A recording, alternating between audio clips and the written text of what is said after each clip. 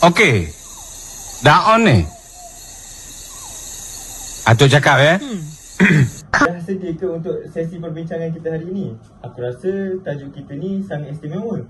Dua tokoh yang sama-sama berjuang untuk memartabatkan bahasa Melayu.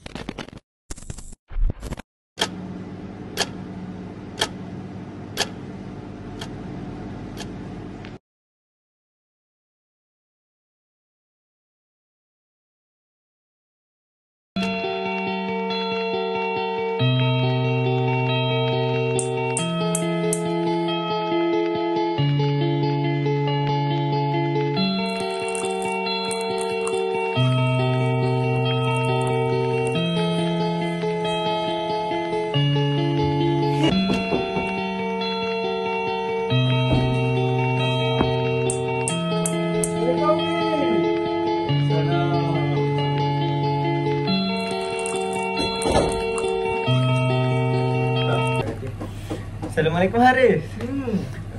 Dah sedia untuk perbincangan kita hari ini? Tajuk kita hari ini sangat menarik, iaitu dua tokoh yang sama-sama memartabatkan bahasa Melayu, iaitu Profesor Emeritus Dr. Asmah Haji Omar dan Profesor Datuk Dr. Abdullah Hassan. Waalaikumsalam Fi. Memang betul. Kedua-duanya tokoh hebat dalam bidang bahasa. Walaupun fokus mereka sedikit berbeza, sumbangan mereka sangat besar terhadap perkembangan ilmu linguistik dan pengukuhan bahasa Melayu di Malaysia. Ya, setuju. Asmah Haji Omar lebih dikenali sebagai ahli linguistik yang menumpukan kepada aspek struktur dan sistem bahasa Melayu. Manakala Abdullah Hassan pula lebih menonjol dalam bidang perancangan bahasa dan pendidikan linguistik. Baik, kita mulakan dengan Profesor Emeritus Dr. Asmah Haji Omar dulu. Beliau dilahirkan di Jitra, Kedah pada tahun 1940 dan merupakan wanita pertama yang di Malaysia yang memperoleh ijazah PhD dalam bidang linguistik dari University of London pada tahun 1968. Betul. Beliau juga terkenal sebagai perintis dalam mengembangkan ilmu linguistik moden di Malaysia. Salah satu karya penting beliau ialah Nahwu Melayu Mutakhir pada tahun 2000 yang menjadi rujukan utama dalam memahami tata bahasa deskriptif bahasa Melayu. Wah, menariknya. Beliau tidak hanya menulis tentang struktur bahasa, tetapi juga tentang sosiolinguistik Melayu, seperti dalam bukunya iaitu Bahasa dan Alam Pemikiran Melayu pada tahun 1987. Beliau meneliti bagaimana bahasa menggambarkan cara fikir dan budaya orang Melayu. Ini merupakan satu pendekatan yang sangat mendalam. Ya, manakala Profesor Datuk Dr. Abdullah Hassan pula lahir pada tahun 1946 di Johor. Beliau dikenali sebagai sarjana bahasa dan juga pejuang penggunaan bahasa Melayu dalam sistem pendidikan serta dalam urusan rasmi kerajaan. Karya terkenalnya Linguistik Umum, iaitu pada tahun 2006 banyak digunakan di universiti untuk pengajaran asas linguistik. Benar. Abdullah Hassan juga memainkan peranan besar dalam memperjuangkan bahasa Melayu sebagai bahasa ilmu, khususnya dalam bidang sains dan teknologi. Beliau menulis dan menyunting pelbagai buku untuk memperkukuh terminologi bahasa Melayu dalam bidang akademik. Abdullah Hassan 2013. Dalam banding beza terdapat juga persamaan, iaitu sekarang kita lihat persamaan mereka. Pertama, kedua-duanya merupakan tokoh akademik dan ilmuwan linguistik yang disegani. Mereka sama-sama mendukung aspirasi untuk memartabatkan bahasa Melayu sebagai bahasa ilmu dan komunikasi rasmi negara. Betul juga. Persamaan kedua pula, mereka berdua juga aktif dalam penghasilan karya ilmiah. Asmah menghasilkan lebih 50 buah buku tentang linguistik dan bahasa, manakala Abdullah Hassan menulis serta menyunting lebih 70 buah buku termasuk kamus istilah, buku teks dan rujukan pendidikan. Selain itu, kedua-duanya percaya bahawa bahasa Melayu bukan sekadar alat komunikasi, tetapi juga cerminan jati diri bangsa. Dan dalam banyak tulisan mereka menekankan pentingnya bahasa Melayu dipertahankan daripada pengaruh luar yang boleh menghakis nilai kebangsaan. Saya setuju, tapi malah kedua-duanya turut terlibat dalam usaha pembinaan istilah dan perancangan bahasa. Asmah melalui Dewan Bahasa dan Pustaka DBP, manakala Abdullah melalui projek peristilahan universiti dan seminar kebangsaan tentang bahasa. Kalau kita lihat dari segi pendekatan dan fokus kajian, di sinilah bezanya. Asmah lebih bersifat teoretikal dan ilmiah, meneliti struktur bahasa secara mendalam, iaitu fonologi, morfologi dan sintaksis. Hasil kerjanya banyak menjelaskan sistem dalaman bahasa Melayu. Ya, sementara Abdullah Hassan lebih cenderung kepada aplikasi dan pendidikan bahasa. Beliau menekankan penggunaan bahasa Melayu dalam konteks masyarakat, pendidikan dan pembangunan bangsa. Karya beliau seperti Psikolinguistik 2008 menunjukkan keprihatinan terhadap cara manusia mempelajari dan menggunakan bahasa. Tambahan pula, Asmah banyak menulis dalam konteks kajian budaya dan pemikiran Melayu, manakala Abdullah lebih aktif dalam dasar bahasa dan latihan guru. Abdullah juga banyak membangunkan bahan pengajaran untuk meningkatkan kecekapan berbahasa dalam kalangan pelajar dan guru. Satu lagi perbezaan ialah gaya penulisan. Asmah lebih formal dan berteori tinggi, sesuai untuk penyelidik, manakala Abdullah menulis dengan gaya lebih mudah difahami oleh pembaca umum dan juga pelajar. Walau berbeza pendekatan, kedua-duanya meninggalkan warisan ilmu yang sangat besar. Asmah dianggap sebagai ibu linguistik Melayu, manakala Abdullah digelar sebagai sarjana bahasa pejuang bahasa Melayu. Wah, ya juga. Sumbangan mereka sangat luas, daripada pengajaran di universiti, penulisan ilmiah sehinggalah kepada dasar kebahasaan negara. Hasil usaha mereka, bahasa Melayu kini diiktiraf sebagai bahasa ilmu di pelbagai peringkat pendidikan.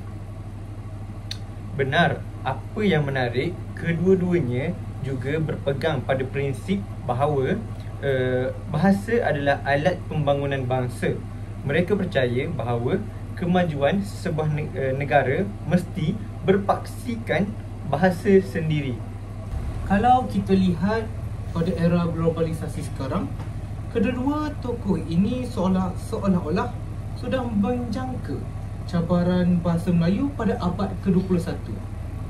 Asmah pernah menyebut bahawa pengaruh bahasa Inggeris dalam bidang profesional dan digital boleh membawa kepada bilingualisme tidak seimbang.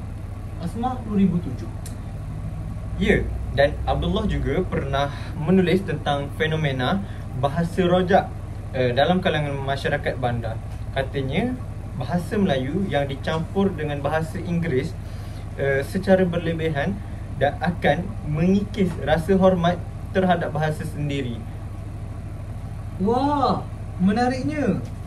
Mereka berdua tidak menolak kepentingan bahasa Inggeris, tapi mereka mahukan keseimbangan. Asmah menyarankan agar pelajar menguasai kedua-duanya bahasa Melayu sebagai asas budaya dan bahasa Inggeris sebagai alat antarabangsa.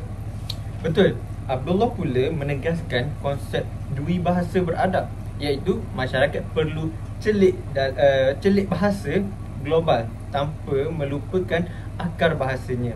Ini selari dengan usaha Kementerian Pendidikan yang menekankan penguasaan dui bahasa melalui program MBMMBI. Adakah awak tahu apa itu MBMMBI? Apa itu, Hafiz? MBI ialah memartabatkan bahasa Melayu, memperkukuh bahasa Inggeris. Oh. Okey. Kalau kita sentuh dari segi penyelidikan, aku perasan Asmah sangat sistematik dan saintifik dalam pendekatannya. Beliau menggunakan analisis linguistik moden, struktur semantik dan pragmatik. Kajiannya banyak dijadikan asas dalam penyusunan tata bahasa kontemporari Melayu. Ya, beliau banyak memperkenalkan konsep seperti hubungan bahasa dan pemikiran budaya. Bagaimana struktur bahasa mencerminkan cara fikir bangsa Melayu. Itu dapat dilihat dalam bukunya Bahasa dan Alam Pemikiran Melayu pada tahun 1987. Sementara Abdullah lebih fokus pada aplikasi linguistik dalam pendidikan. Beliau memperkenalkan pendekatan pembelajaran bahasa berasaskan psikolinguistik, memahami cara minda manusia, memproses bahasa supaya guru dapat mengajar dengan lebih efektif. Aku suka cara beliau menerangkan bahasa sebagai tingkah laku berfikir. Menurutnya, apabila pelajar berfikir dalam bahasa Melayu, mereka sebenarnya sedang membina logik dan budaya sendiri. Pandangan ini sangat dalam. Afif, kita pun kena akui sumbangan mereka bukan sekadar di bilik kuliah. Kedua-dua tokoh banyak membantu masyarakat memahami fungsi sosial bahasa. Asmah misalnya banyak menulis tentang bahasa dalam konteks perpaduan kaum. Ya, beliau percaya bahawa bahasa Melayu ialah bahasa pemersatu yang boleh menjembatani pelbagai etnik di Malaysia, iaitu Asmah 2009. Itu sebab beliau sering menekankan pentingnya penggunaan bahasa Melayu dalam urusan rasmi dan pendidikan nasional. Abdullah pula banyak terlibat dalam latihan guru dan penulisan bahan pendidikan. Beliau menganggap guru bahasa sebagai prajurit ilmu yang perlu menanam semangat cinta akan bahasa. Banyak modul latihan guru bahasa diambil daripada karyanya. Benar. Dalam bukunya Komunikasi untuk Pemimpin 2005, Abdullah menekankan pentingnya penggunaan bahasa yang berkesan dalam kepimpinan dan pentadbiran.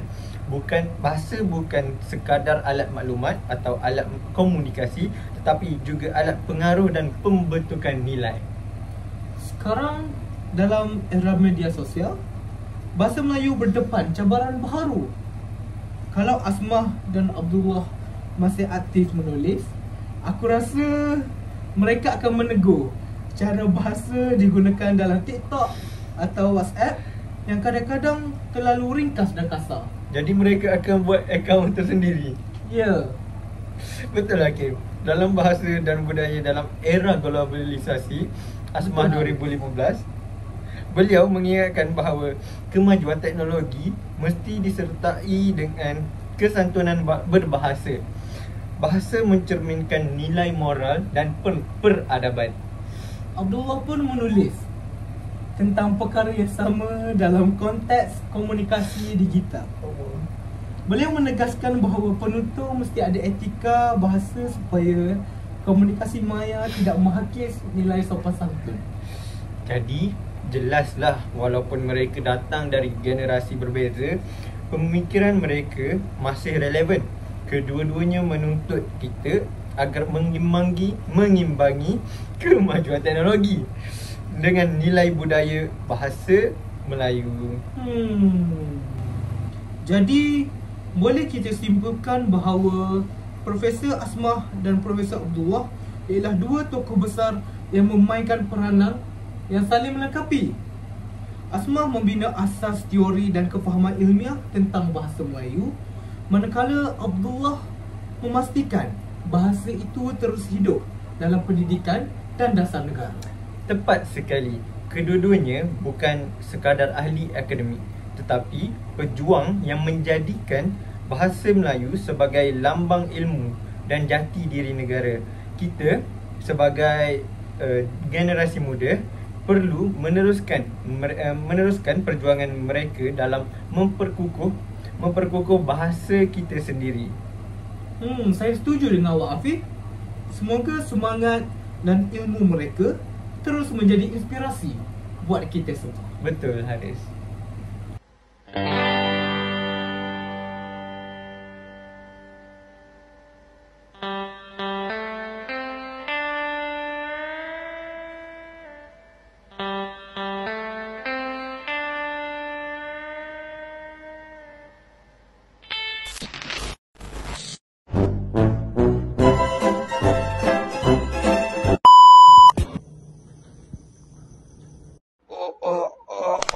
Pegal.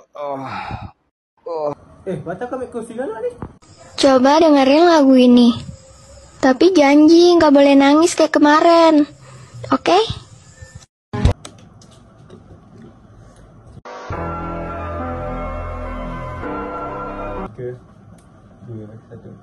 Assalamualaikum Haris. Dah sedia ke untuk sesi perbincangan kita hari ni? Aku rasa Takutnya. tajuk kita Malam.